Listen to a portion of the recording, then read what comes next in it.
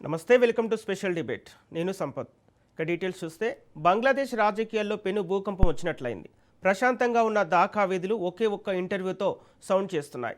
2024 ఆగస్టులో విద్యార్థుల ఉగ్రరూపానికి భయపడి రాత్రికి రాత్రే దేశం విడిచి పారిపోయిన మాజీ ప్రధాని షేక్ హసీనా సరిగ్గా 2 ఏళ్ల తర్వాత భారత్ నుంచి సంచలన ప్రకటన చేశారు.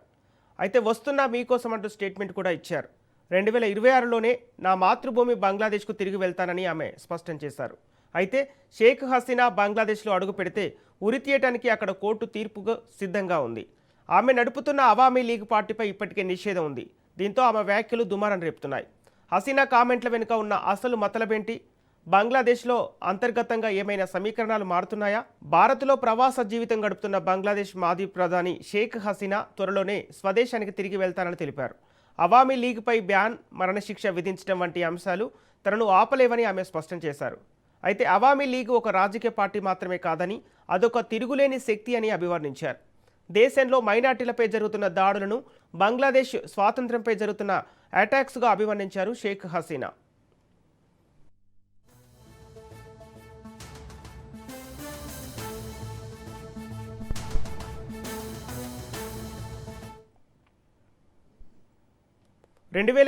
జూన్ 23 నాటికి అవామీ లీగ్ పార్టీ స్థాపించి 77 ఏళ్లు పూర్తయింది. ప్రభుత్వం నిషేధించిన కార్యకర్తలు రహస్యంగా వేడుకలు చేసుకున్నారు. అవామీ లీగ్ అనేది కాగితాల మీద ఉన్న పార్టీ కాదు, బంగ్లాదేశ్ మట్టిలో నాటుకుపోయిన శక్తి అని హసీనా అనటం వెనుక ఉద్దేశం చెల్లాచెదరిన పార్టీ క్యాడర్లో ఉత్సాహం నింపడమే. పైగా తండ్రి సమాధి ఉన్న మట్టికి నా కుటుంబం రక్తం చెందిన నేలకు దూరంగా ఉండలేను అంటూ సెంటిమెంట్ రాజేశారు హసీనా. తనను తాను ఒక రాజకీయ త్యాగదనిగా ప్రొజెక్ట్ చేసుకునే ప్రయత్నం చేశారు. బంగ్లాదేశ్ వ్యవస్థాపక నాయకుడు షేక్ ముజ్బిర్ రెహమాన్ కుమార్తె అయిన షేక్ హసీనా 2024 ఆగస్టు 5న పదవి నుంచి వైదొలిగిన నాటి నుంచి భారత్లో ఆశ్రయం పొందుతున్నారు. తాను స్వదేశానికి వెళ్లాలని అనుకోవటం వ్యక్తిగత ప్రతిష్ట లేదా అధికారం కోసం కాదని స్పష్టం చేశారు.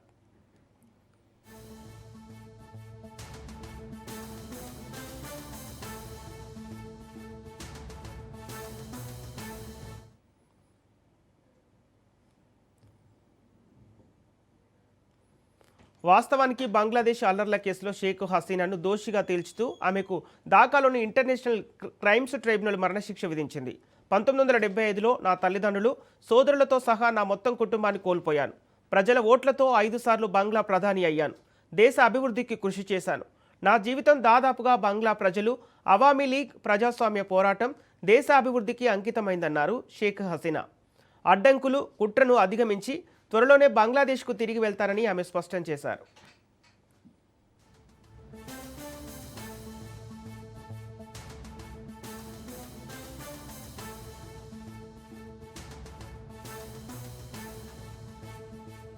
మహ్మద్ యూనస్ తాత్కాలిక ప్రభుత్వం ప్రస్తుతం బీఎన్పీ పాలనలో దేశ తీవ్రంగా నష్టపోతుందని ఆమె మండిపడ్డారు. 2026 ఫిబ్రవరిలో జరిగిన ఎన్నికల్లో బంగ్లాదేశ్ నేషనలిస్టు పార్టీ గెలిచి తారిక్ రెహమాన్ ప్రధానమంత్రి అయ్యారు. ఆ ప్రభుత్వాన్ని టార్గెట్ చేస్తోంది షేక్ హసీనా. దేశంలో ప్రజాస్వామ్యం చచ్చిపోయింది, ఆర్థిక వ్యవస్థ కుప్పకూలింది, తీవ్రవాదం పెరుగుతుందని ఆమె ఆరోపిస్తున్నారు. ఇప్పటికే హసీనాను తమకు అప్పగించాలని బంగ్లాదేశ్ ప్రభుత్వం భారత్ను పదే పదే డిమాండ్ చేస్తోంది. దౌత్యపరంగా న్యూఢిల్లీకి పెద్ద తలనొప్పిగా మారింది. ఇప్పుడు హసీనా స్వయంగా నేనే వెళ్తానని ప్రకటించడం భారత్కు ఒక రకమైన దౌత్యపరమైన ఊరట కల్పించే ప్రయత్నం చేస్తున్నారా అనే సందేహాలు కూడా పొలిటికల్ సర్కిల్స్లో వ్యక్తమవుతున్నాయి.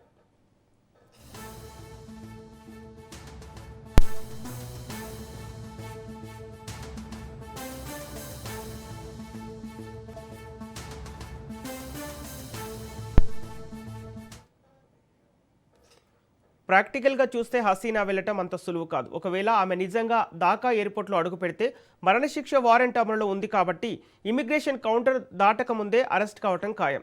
ఒకవేళ హసీనాను జైల్లో పెడితే సింపతి వేవ్గా మారి అవామీ లీగ్ మళ్లీ వీధుల్లోకి వచ్చే అవకాశం ఉందంటున్నారు విశ్లేషకులు. ఏది ఏమైనా నేను వస్తున్నా అంటూ షేక్ హసీనా చెప్పిన ఒకే ఒక్క మాట ప్రస్తుతం తారిక్ రెహమాన్ ప్రభుత్వానికి కంటి మీద కునుకు లేకుండా చేస్తుంది. రాబోయే రోజుల్లో బంగ్లాదేశ్ రాజకీయాల్లో ఎలాంటి హైడ్రామా జరుగుతుందో వేచి చూడాలి. మరి ఇదే అంశంపై మనతో చర్చించడానికి ఈరోజు మనతో బండారు రామ్మోహన్ రావు లైవ్లో సిద్ధంగా ఉన్నారు. నమస్కారం అండి. నమస్తే సంపత్. ఓకే సార్, అంటే ఇప్పుడు నేను బంగ్లాదేశ్కు తిరిగి వస్తున్నానన్న షేక్ హసీనా ప్రకటనను ఎలా చూడాలి? అలాగే రాజకీయ వ్యూహంలో భాగంగా ఆమె ఈ వ్యాఖ్యలు చేశారనుకోవాలా? సంపత్, మీకు అట్లాగే రాజ్ న్యూస్ ప్రేక్షకులకు నమస్కారం. 2 విషయాలు మాట్లాడుకుంటాం. ఎప్పుడు 2 ఏళ్ళు అయింది ఆమె ఆగస్టు వస్తే, ఆమె ఇండియాకి వచ్చి 2 ఏళ్ళు అయింది. ప్రభుత్వం పడిపోయి ఒక రకంగా చెప్పాలంటే ఆనాడు జంజీ తిరుగుబాటు లాంటిది అనుకోవచ్చు. కనుక యువత తిరుగుబాటుతోని ఆమె తప్పనిసరి పలాయన చిత్తగించాల్సి వచ్చింది. పరిపాలన బాగలేదనే దానికంటే ఆమె విలాసాలు ఎక్కువై అవినీతి ఎక్కువ ఉంది అనే దాని మీద ప్రజలు తిరగబడ్డారు. అక్కడ యువత తిరగబడ్డారు. దాంతో ఇండియాకి వచ్చింది. ఇండియాలో ఆశ్రయం పొందుతున్నది. రేపు ఆగస్టు వస్తే 2 ఏళ్ళు. ఈ లోపు రాజకీయ పరిణామాలు చాలా వేగంగా జరిగాయి. ఒక రకంగా చెప్పాలంటే మనకు మహమ్మద్ యూనస్, ఆయన సంస్కరణవాదిగా, మన సహకార రంగాన్ని పటిష్టపరిచిన వాడిగా, మైక్రో ఫైనాన్స్ పెద్ద ఎత్తున చేసిన వాడిగా పేరుంది. అంతర్జాతీయంగా అవార్డు కూడా అందుకున్నాడు. ఆయన తాత్కాలిక ప్రభుత్వ అధినేతగా ఉన్నప్పుడు మైనార్టీ మీద దాడి జరిగింది. మైనార్టీ అంటే అక్కడ హిందువులు మైనార్టీ ఇంకా దాడి జరిగింది. ఆ తర్వాత ప్రజాస్వామ్య ప్రక్రియ మొదలు పెడదామని దాదాపు 1.5 year ఆయనే ప్రధానిగా, ఆయన తాత్కాలిక పాలకుడిగా ఉండి నిష్క్రియాత్మకంగా ఉన్నాడు అనే భావన కూడా ఆయన మీద ఉన్నది. కనుక ఎన్నికలకు పోయారు. వరకు చైనా అనుకునే విధానాలు ఎక్కువ అవలంబించారు, మనకు వ్యతిరేక విధానాలు ఎక్కువ అవలంబించారు. ఒకనాటి నుంచి బంగ్లాదేశ్ మన పట్ల వ్యవహరిస్తున్నాం సుహృద్ వాతావరణాన్ని మొత్తం నాశనం చేసింది ఆయన. ఆ తర్వాత తారిక్ రెహమాన్ ఏదైతే దాదాపు 17 సంవత్సరాలు ప్రవాసంలో ఉండి లండన్ లో ఉండి వచ్చిన ఆయనను గత పాలకుల కొడుకు గనుక, అట్లాగే మనకు జియావుర్ రెహమాన్, అట్లాగే ఖలీదా జియా కొడుకు గనుక ప్రజలు ఆదరించారు. ఆల్టర్నేట్ లేదు వాళ్ళకి కూడా. ఎందుకంటే అప్పటికే అవామీ లీగ్ను నిషేధించింది ప్రభుత్వం. అట్లాగే పీపుల్స్ మన నేషనల్ పార్టీ ఏదైతే ఉందో దానికి ఉన్నది ఒకటే గెలిపించాల్సి వచ్చింది. ఎందుకంటే అవామీ లీగ్ పోటీ చేయడానికి అవకాశం లేకుండా వివిధ రూపాలకు పోటీ చేసింది కనుక వాళ్ళు గెలవలేదు. పోతే ఇప్పుడు ఈ ప్రకటన ఏంటంటే మళ్ళీ మర్చిపోకముందే ప్రజల దగ్గరికి పోదామని ఆమె అనుకుంటున్నట్టుంది. మంచిదే అంటున్నాను నేను. తర్వాత పరిణామాలు ఏం జరుగుతుంది ఇంతకుముందు చెప్పారు కదా, అంత ఈజీ ఏం కాదు. వారికి అక్కడికి పోయిన తర్వాత అరెస్ట్ చేస్తారు, చేసిన తర్వాత ఉరిశిక్ష అమలు చేస్తారా లేదా అంటే దుర్మార్గమైన ఈ ముస్లిం కంట్రీస్ లో చాలా వరకు అంటే ఛాందసవాద చట్టాలు ఉన్న కంట్రీస్ లో వరకు చెప్పాలంటే ప్రజాస్వామ్యం లేదు. పేరుకు ప్రజాస్వామ్యం. గతంలో మన గుట్టోను ఉద్దేశించిన పాకిస్తాన్ చూసినాం మనం. అందుకని ఇక్కడ కూడా స్వాతంత్ర సమర యోధుడు ఒక రకంగా బంగ్లాదేశ్ బంగ బంధు అనే పేరున్న ముజిబుర్ రెహమాన్నే హత్య చేసిన బంగ్లాదేశ్. మరి ఈమె పట్ల ఎట్లా ఉదాసీనంగా వ్యవహరిస్తుందా అనే సమస్య లేదు. కనుక అవామీ లీగ్ కార్యకర్తలంతా వీధుల్లోకి వచ్చి మరొక వీధి పోరాటం జరుగుతుంది పోతే నేను అనుకుంటున్నాను. ఎందుకంటే పీపుల్స్ నేషనల్ పార్టీకి వ్యతిరేకంగా, ముఖ్యంగా ఇప్పుడున్న ప్రభుత్వానికి వ్యతిరేకంగా ఈమె పోగానే వెంటనే అక్కడ అల్లకల్లోలం జరిగితే దాన్ని బట్టి కూడా మళ్ళీ అరెస్ట్ చేయొచ్చు. ఇంటర్నేషనల్ కోర్టు అనే పేరే గానీ ఆమె శిక్ష చెల్లదు. ఎందుకంటే ప్రపంచం అంతా దాన్ని పెద్దగా పట్టించుకునే అవసరం లేదనుకుంటున్నాను. అయితే చూద్దాం ఏం జరుగుతుంది. మొత్తం మీద ఈమె పోవడం వల్ల బంగ్లాదేశ్ లో మరికొంత అలజడి మాత్రం రేగే అవకాశం ఉన్నదని నేను అనుకుంటున్నాను. చెప్పండి. అంటే మొత్తంగా ఇప్పుడు బంగ్లాదేశ్ అంటే భారత్కు దూరంగా చైనాకు దగ్గరగా వెళ్ళడాన్ని ఏ విధంగా చూడొచ్చు? అంటే ఎలాంటి పరిణామాలు చోటు చేసుకునే అవకాశం ఉంది?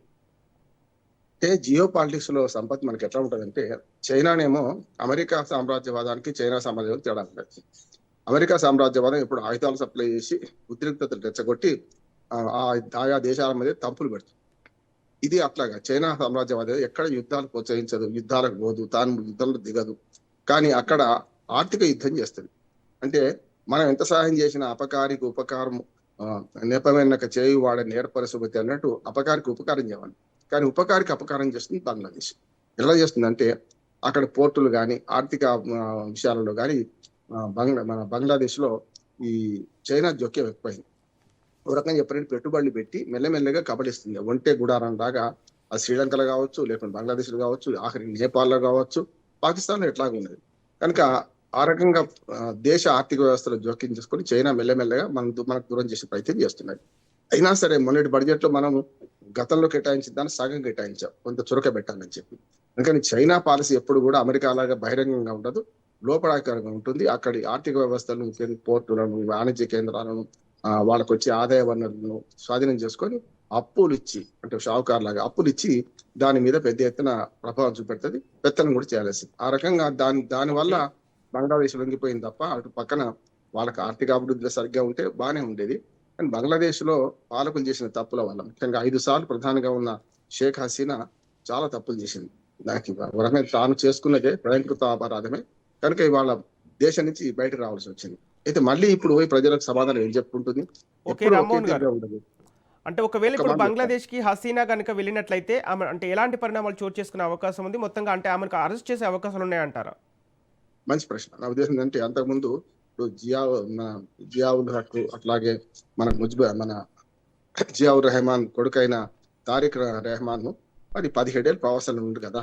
వచ్చిన తర్వాత ఆదరించారు కదా. వాళ్ళిద్దరి మీద కూడా చాలా ఆరోపణలు ఉన్నాయి కదా. తల్లి మీద కూడా ప్రధానిగా ఉన్నప్పుడు. కనుక ఎప్పుడు కూడా ప్రజలు చాలా తొందరగా మర్చిపోతారు. చాలా తొందరగా జ్ఞాపకం 2 ఉంటాయి.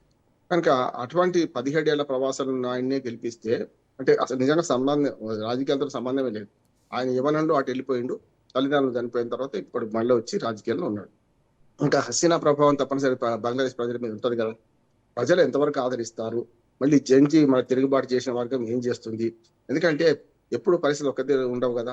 చూశాం మనం తాత్కాలిక ప్రభుత్వ అధినేత యూనస్ రకరకాలుగా ఏదైతే తిరుగుబాటు చేసిన జంజి యువతనే ఈయన మీద కూడా యూసఫ్ మీద కూడా చాలా విమర్శలు చేసింది.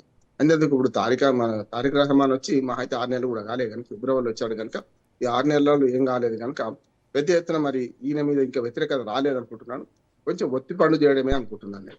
ఎందుకంటే ఇంకా 4 ఏళ్ళు ఉంది ఎలక్షన్. ఇప్పుడంతా లేవు కనుక 4 ఏళ్ల తర్వాత జరిగే ఎన్నికల్లో ఇప్పటి నుంచే మరి ఈ హసీనా నిలబడుతుందా, పోయి అక్కడ నిలదొక్కుంటుందా, లేదంటే ఓకే. అరెస్ట్ చేసి జైల్లో ఉంటే ఆ సానుభూతి కోసం మళ్ళీ 4 ఏళ్ల తర్వాత గెలుస్తా అనుకుంటుందా, అసలు ఉరిశిక్ష విధించకుండా ఆ 4 ఏళ్ళు అవుతారా, ఇవన్నీ శేష ప్రశ్నలే. కానీ ఓకే. మన బంగ్లాదేశ్ ప్రజలు మర్చిపోక ముందే దాన్ని వెళ్ళడం క్షేమదాయకం అనుకున్నది. ఎందుకంటే ఎప్పుడైనా ప్రజలు చాలా తొందరగా మర్చిపోతారు. రాజకీయాల్లో యాక్టివ్ లేకపోతే మర్చిపోతారు కనుక దానికోసం పోతుందా అనొచ్చు. చాలా కష్టతరమే అంటున్నాను. ఆయన పోవడం వల్ల ఇవాళ మనం అనుకున్నంత ఈజీ అయితే కాదు. ఓకే. రామ్మోహన్ గారు. అంటే ఒకవేళ నిజంగానే షేక్ హసీనా బంగ్లాదేశ్‌కి వెళ్తే అక్కడ పరిస్థితులు ఎలా ఉండే అవకాశం ఉంది? మొదలు అరెస్ట్ చేస్తారనుకుంటున్నాను నేనైతే వెళ్తే. అసలు వెళ్ళడానికి అనుమతి దొరకదు. దొరకకపోతే ఏం చేయాలి? ఏదైనా వేరే విమానయాన సంస్థ నుంచి పోవాలి. మన భారతదేశం అయితే ఆమె పారిపోయి అక్కడి నుంచి వచ్చినంత ఈజీగా ఇక్కడి నుంచి అటు పోవడం కష్టం అంటున్నారు. అక్కడి నుంచి ఇక్కడ రావడానికి మనం అనుమతి ఇచ్చాం కదా. ఆమె ప్రత్యేక విమానంలో వస్తే ఆ విమానం వేసుకొని వస్తే మనం రావడానికి అనుమతించాం. కానీ పోవడానికి మనం అనుమతించినా తీసుకోవడానికి వాళ్ళు అనుమతించాలి కదా. ఇమ్మిగ్రేషన్ అధికారులు వీళ్ళందరూ కూడా. కనుక ఏదైనా ఒక విమానయాన సంస్థలో స్పెషల్ విమానం పోతుందా, లేకుంటే విమాన సంస్థలో సాధారణ ప్రయాణికుల్లాగా పోతుందా, ఇవన్నీ మనకు దాన్ని బట్టి ఉంటుంది. సాధారణ ప్రయాణికుల్లాగా అయితే ఆమెకు ఉరిశిక్ష ఉన్నది కనుక మరి ఆ లుకౌట్ నోటీస్ ఉంటే ఆమెకైతే అక్కడికి పోవడానికి అది వీల్లేదు. మరి ఏ ప్రత్యేక విమానం మన భారత ప్రభుత్వం కుదిరిస్తే కూడా మరి దాన్ని రానివ్వమంటే వాళ్ళ గగనతలం మీదకి రానివ్వమంటే ఏం చేస్తారు? మళ్ళీ వెనక్కి రావాల్సిందే కదా. ఇది ఒక ఛాలెంజ్. అంటే ఈ ఒక మాట విడిచి వాళ్ళు ఏం చేస్తారో అక్కడి నుంచి వచ్చే ప్రతిస్పందన చూస్తున్నారు అన్ని. ఓకే. ఎందుకంటే బంగ్లాదేశ్ ప్రధానిగా ఇక్కడ ఉన్నా కూడా ఆమెకు సకల సౌకర్యాలు కల్పించి రహస్య ప్రదేశంలో ఉంచారు. ఇక్కడ కూడా ఆమెకు థ్రెట్ ఉన్నది. మనం భద్రత కల్పించాం. ఇక్కడేంది దలైలామాకే చైనా నుంచి వచ్చిన దలైలామాకే దాదాపు 60-70 ఏళ్ళుగా మనం ఇక్కడ ఆశ్రయం ఇచ్చి చేస్తున్నాం కదా. చైనా యుద్ధం తర్వాత వచ్చిన ఆయన అటువంటిప్పుడు ఆశ్రయం ఇవ్వడం తేలిక. కానీ అంటే ఇన్ని విమర్శలు తెచ్చుకొని తట్టుకొని ఆశ్రయం ఇస్తున్నాం. కానీ ఇక్కడి నుంచి పంపించడం కష్టం అంటున్నాం. ఎందుకంటే భారత ప్రభుత్వం పంపించిన విమానాలను అనుమతించకపోతే మనం ఏం చేయలేము కదా. లేదు ఏదో ఒక పేరు మీదనో రహస్యంగానో వేరే విమానయాన సంస్థల ద్వారా బంగ్లాదేశ్ చేరింది అనుకోండి, చేరిన వెంటనే అయితే గుర్తుపడతారు కదా.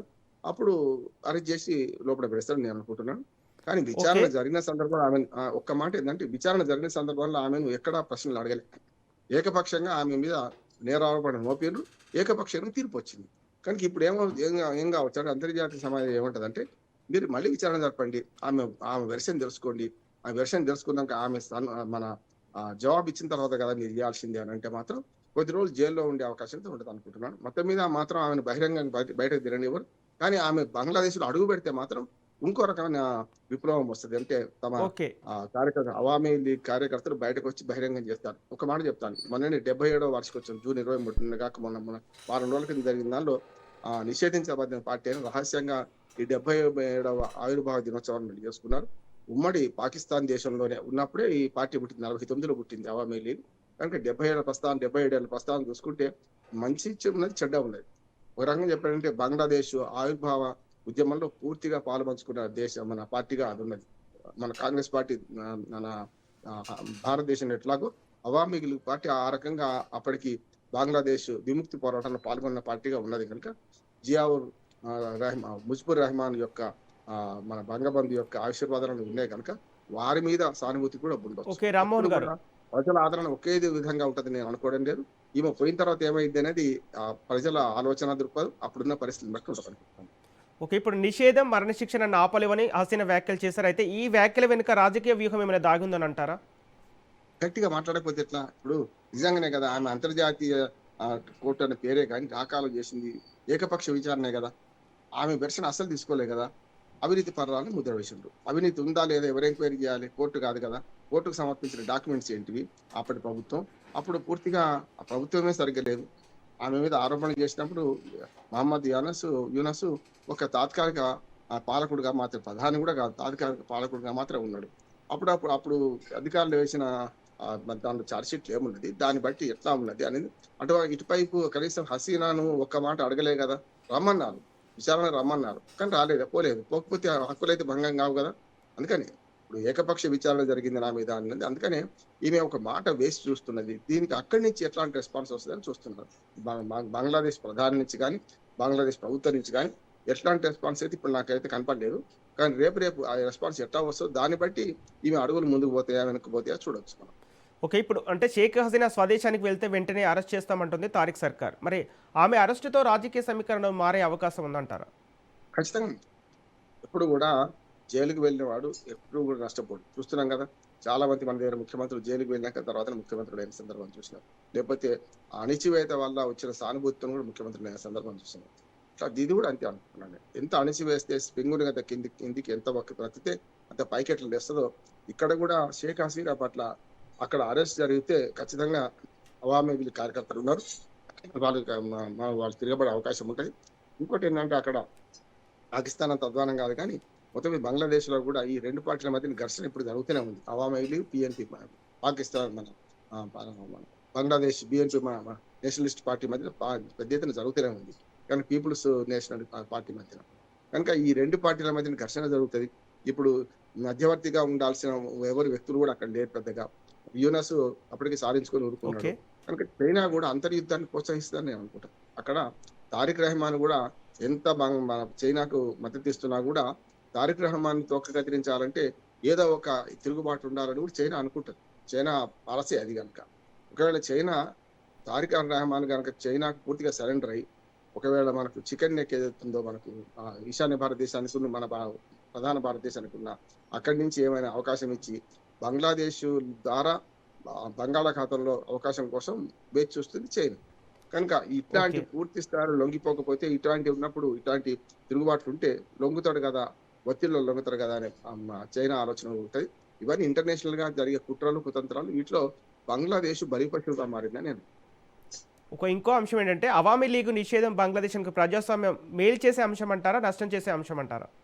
దుర్మార్గం ఉంటుంది. ఒక పార్టీని నిషేధించో, ఒక వ్యక్తిని ఉరిశిక్ష నిర్ణయించో చేయలేవు. చూసాను ఏమైంది, భుట్టో మీద ఉరి తీశారు. భుట్టో ఏమైనా జరిగిందా? నేరాపడి జరిగింది, చేసేసారు కదా పాకిస్తాన్ లో. అట్లా ఇది కూడా అంటున్నారు. ఒక పార్టీని నిషేధించడం వల్ల రాదు, నిషేధిస్తే ఇంకెక్కువ ఉత్సాహంతో పనిచేస్తారు. తాత్కాలికంగా నిర్బంధాల మధ్యన పార్టీ కార్యకలాపాలు బయటకు లేకపోవచ్చు కానీ ఎన్సీపీ కార్యకర్తలు అయితే పూర్తిగా నేషనలిస్ట్ మన అవామీ లీగ్ పార్టీ కార్యకర్తలు అయితే వాళ్ళు ఉన్నారు కదా, హసీనాకు అనుకూలంగా ఉన్నారు కదా. ఆనాడు పాల పొంగులాగా పెద్ద ఎత్తున వచ్చి ప్రభుత్వాన్ని మారుద్దాం అనుకున్నారు కానీ ఇలా చైనా అనుకున్న ప్రభుత్వాన్ని, అసమర్థ యూనస్ ప్రభుత్వాన్ని తెచ్చుకుందామని ప్రజలు అనుకోలేదు. చూసిన కదా. ఆ తర్వాత ఎవరి మీద దాడులు జరిగినాయి? అప్పటి విద్యార్థి నాయకుడిని చంపేశారు. యూనస్ ప్రభుత్వంలో చూసాను. యూనస్ మీద కూడా చాలా వ్యతిరేకత ఎందుకు వచ్చిందంటే యూనస్ ప్రభుత్వం తీసుకొచ్చిన అంటే తాత్కాలిక ఆ ప్రభుత్వాన్ని మార్చి హసీనాను వెళ్ళగొట్టిన మన రాజకీయ నాయకత్వం కాకుండా యువ కెరటాలనే వాళ్ళు హతమార్చారు కదా. మరి దానికి బాధ్యత వహించాల్సిన యూనస్ ఏం చేశారు? వట్టిగా ఊరుకున్నాడు కదా. అప్పుడు కూడా యూనస్ ప్రభుత్వం మీద తిరుగుబాటు వచ్చింది, దాన్ని దించేసే ప్రయత్నం చేశారు. ఈలోపు ఎన్నికలు రావడం ప్రజాస్వామ్యాన్ని బతికించడం కోసం అన్నట్టు ఎన్నికలు అన్నట్టు మళ్ళీ అన్ని సాంప్రదాయవాదులందరూ ఏకమైనరు. ఏదో ఒక పార్టీ తెచ్చుకుందాం, అవామీకి లేదు, హసీనా దేశంలో లేదు, ఉన్న పార్టీని తెచ్చుకుందామని ఆ గతంలో ప్రధానంగా పనిచేసిన జియావుల్ రెహమాన్ అట్లాగే మన ఖలీదా జియా కొడుకు కదా ఈయన అని చెప్పి యువకుడు కాదు, యువకుడేం కదా, ఆయన అప్పుడు 60 ఏళ్ళకి వచ్చినప్పటికీ ఆయనను ఆదరించారు, గెలిపించారు. 50 ఏళ్ళు దాటి వచ్చిండు కనుక గెలిపించారు.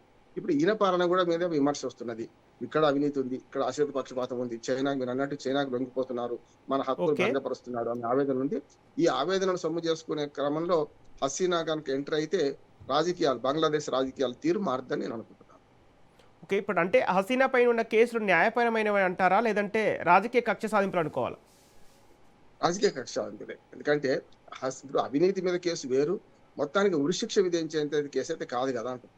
పేరుకు అంతర్జాతీయ కోర్ట్ అనే పేరు మీద ఢాకా ఇట్లాంటి దాన్ని కూడా అంతర్జాతీయ నియమాలకు కూడా అంతర్జాతీయ కోర్టు నియమాలకు కూడా పనికిరాదని మన దేశం కూడా ప్రకటించింది. ఉరిశిక్ష వేసేంత లేదు, అది సీన్ లేదు. అటువంటి సరైనది కాదని మన దేశం ప్రశ్నించింది. మన దేశం కూడా ప్రకటించింది. చాలా దేశాలు దీన్ని వ్యతిరేకిస్తున్నాయి. ఉదాహరణకు జియో పాలిటిక్స్ లో భాగంగా చైనా పెత్తనం ఉంది కనుక అక్కడ అమెరికా వ్యతిరేకించింది. ఏది మన హసీనాను ఉరిశిక్ష వేయడం అనేది. రష్యా లాంటి దేశం కూడా వ్యతిరేకించింది. ఇట్లాంటి దేశాలు కూడా చాలా వరకు వ్యతిరేకించి అనుకూలించలే. ఒక మనిషిని చంపి మనం ఏం సాధించలేము. ఆ మనిషి బతుకుండగా వారి నేరాలకు జైలు శిక్ష అనుభవించాలి. నిజంగానే హసీనా నేరం చేస్తుంటే, అవినీతి కేసులు ఏమైనా ఉంటే అప్పుడు ఆటోమేటిక్‌గా జైల్లో కూర్చుండబెట్టేది కాదు. చంపడం ఏంటిది? ఉరిశిక్ష వేయడం ఏంటిది? అంత నేరం ఏం చేశారు? మానవ హక్కుల ఉల్లంఘన. చాలా వరకు దాని మీదే వెళ్ళిపోతున్నారు. అంటే చాలా మందిని జైల్లో పాలు చేసిందని, చాలా మంది రహస్యంగా చంపించిందని, ఆర్థిక నేరము లేకుంటే మానవ హక్కుల ఉల్లంఘన అనే దాని మీదే విచారణ జరిగింది. ఆమె సమాధానం వినకుండా శిక్ష వేసింది గనుక అంతర్జాతీయ న్యాయస్థానాలు గాని ఇప్పుడు ఉదాహరణకి ఇవన్నీ కూడా ఏం చేస్తాయి అంటే రేపొద్దున ఈ అంతర్జాతీయంగా ఉన్న హక్కులు, ఓకే. మానవ హక్కులు ఏవైతే ఉన్నాయో వాళ్ళకి సమాధానం ఇచ్చుకునే హక్కు ఉన్నది కనుక సమాధానం ఇచ్చుకోమనే కోరతాయి నేను అనుకుంటున్నాను. చంపేసేంత ఉరిశిక్ష అయితే అమలు చేయరనుకుంటున్నాను. అరెస్ట్ చేసి జైల్లో పెడతారు. అయితే ఈమె పోతదా పోదా అనేది ఇప్పుడు అక్కడి నుంచి వచ్చే రెస్పాన్స్‌ని బట్టి ఉంటదనుకుంటాను. Okay sir. ఇప్పుడు అంటే షేక్ హసీనా తిరిగి వస్తే బంగ్లాదేశ్ రాజకీయాల్లో మళ్ళీ అవామీ లీగ్ బలపడే అవకాశం ఉందంటారా? ఉంది ఖచ్చితంగా. అవామీ లీగ్ కార్యకర్తలు తక్కువేం కాదు. చాలా దశాబ్దాలు 77 ఏళ్ల పార్టీ తక్కువదేం కాదు కదా! అందుకని 77 ఏళ్ల పార్టీకి ఉన్న కార్యకర్తలున్నారు. ఇక సానుభూతి పరులున్నారు. ఒక రకంగా చెప్పాలంటే మా మా దేశం నుంచి ఆమె వెళ్ళగొట్టబడిందనే ఒక మామూలుగా న్యూట్రల్ పబ్లిక్‌లో కూడా ఒకటొచ్చేసింది. అట్లానే తారిక్ రెహమాన్ పరిపాలన బ్రహ్మాండంగా ఉంది అనే పరిస్థితి కూడా ఏం రాలే గనుక ఇప్పుడున్న పరిస్థితుల్లో ఇప్పటి నుంచి ప్రయత్నం చేస్తే కనీసం ఎన్నికల ముందైనా ఇంకా 4 ఏళ్ల తర్వాత ఎన్నికలు. ఈ 4 ఏళ్ల తర్వాత జరిగే ఎన్నికల్లో ఏమైనా ప్రభావం చూపెడతా అని ఆలోచన చేసేవాడున్నారు. బంగ్లాదేశ్‌లో ఖచ్చితంగా నేషనలిస్టు మన మన దీనికి అవామీ లీగ్ పార్టీకి తప్పనిసరి కార్యకర్తలున్నారు. వాళ్ళు పైకి తిరగబడకపోయినా ఇప్పుడు ఆమె రావడాన్ని ఆహ్వానిస్తున్నారు. అట్లాగే న్యూట్రల్ కార్యకర్తలు ఆహ్వానిస్తున్నారు. ఏదైతే ఉద్యమం చేసి ఆమెను వెళ్ళగొట్టాం గానీ, అదే అవినీతి ప్రభుత్వం, అదే అవినీతి పాలన ఉన్నది. యూఎస్‌లో అసమర్థ పాలన, యూఎస్ ప్రభుత్వం అప్పుడు. ఇప్పుడేమో అవినీతి పాలన, లేకుంటే చైనాకు లొంగిపోయే పాలన అని ఇప్పుడే ఎవరైతే తిరుగుబాటు చేసిరో వాళ్ళలో మార్పొచ్చింది అని ఒక వార్తలొస్తున్నాయి. ఎంతవరకు నిజమో తెలవదు గానీ, ఓకే. మొత్తం మీద తిరుగుబాటు చేసిన విద్యార్థులలో గూడా, యువతలో గూడా మేము తప్పు చేశామనే భావన వచ్చింది అని అనుకుంటున్నారు. సరే ఒకసారి బుద్ధి చెప్పాం గదా! పాశ్చాత్తాపంతోనైనా వచ్చే హసీనా వస్తే రానిద్దామనే భావన గూడా కొన్ని వర్గాల్లో ఉన్నదని. ముఖ్యంగా మైనారిటీల్లో హసీనా పట్ల మంచి ఆహ్, అభిప్రాయం ఉందనేది గూడా అనిపిస్తుంది. ఎందుకంటే ఓకే. మనం రామ్మోహన్ చూసాం గారు. గదా! అన్ని ఒత్తిడులు తట్టుకొని హిందువులు మన మైనారిటీలయి గూడా కొన్ని ఉత్సవాలు చేసుకున్నారు. చేయనివ్వమంటే ఆ ప్రతిఘటన వస్తుంది గనుక మైనారిటీలో మాత్రం ఈ హసీనా పట్ల ఒక మంచి అభిప్రాయం ఉన్నది. అంటే భారతదేశంలో ఆశ్రయం పొందుతుందని ఒకటి, ఆమె తండ్రి చేసిన సేవలు ఇవన్నీ గూడా మైనారిటీలో ఒక అభద్రతా భావాన్ని తొలగించడానికైతే షేక్ హసీనా పనికొస్తుండొచ్చని నేను అనుకుంటున్నాను. ఓకే. ఇప్పుడు అంటే ప్రస్తుత బంగ్లాదేశ్ ప్రభుత్వం ప్రజాస్వామ్యాన్ని బలోపేతం చేస్తుందా? లేకపోతే ప్రతిపక్షాన్ని అణిచివేస్తుందా అనుకోవాలా? విపక్షాలు అణిచివేస్తుంది. ఇప్పుడు పార్టీని నిషేధించడం అంటే అంతే గదా! అవామీ లీగ్ పార్టీని నిషేధించింది గదా! ఈ ప్రభుత్వమే. అంతకుముందే యునస్ తాత్కాలిక ప్రభుత్వం నిషేధించింది. దాన్ని వీళ్ళు చట్టపరంగా దాన్ని సమర్థించారు కదా! ఇప్పుడొచ్చిన ప్రభుత్వం కూడా 6 నెలలు కాకముందే. కనుక సమస్య లేదు. ప్రతిపక్షాన్ని నిషేధిస్తుంది. అసమ్మతిని ప్రోత్సహిస్తలేదు. అవతల నుంచి ఒక్క పరుషమైన వ్యాఖ్య కూడా రాకుండా చూస్తుంది. అందుకని 77వ వార్షికోత్సవం వాళ్ళు జరుపుకున్నారు కదా! అవామీ లీగ్ పార్టీ కార్యకర్తలు చాలా రహస్యంగా, గుమ్మనంగా జరుపుకోవాల్సొచ్చింది. బయటకు ఒక్క మాట చేస్తే అరెస్ట్ చేసి లోపల పడేస్తారనే భయం కూడా వాళ్ళు ఉండే. కనుక వాళ్ళు రహస్యంగా ఎవరింట్లో వాళ్ళు, ఎవరి ఇలాకాలో వాళ్ళు జరుపుకున్న పరిస్థితి కనపడుతుంది. బహిరంగ కార్యకలాపాలు నిషేధించింది. అవామీ లీగ్ పార్టీ నిషేధిత పార్టీ కనుక బహిరంగ కార్యకలాపాలు నిషేధించింది కనుక వాళ్ళు అట్లాగే జరుపుకున్నారు. ఓకే. చర్చలో పాల్గొన్న రామ్మోహన్ గారికి ధన్యవాదాలు. ఇది ఇవాల్టి స్పెషల్ డిబేట్. మరిన్ని అప్డేట్స్‌తో మళ్ళీ కలుద్దాం. Keep watching Raj news.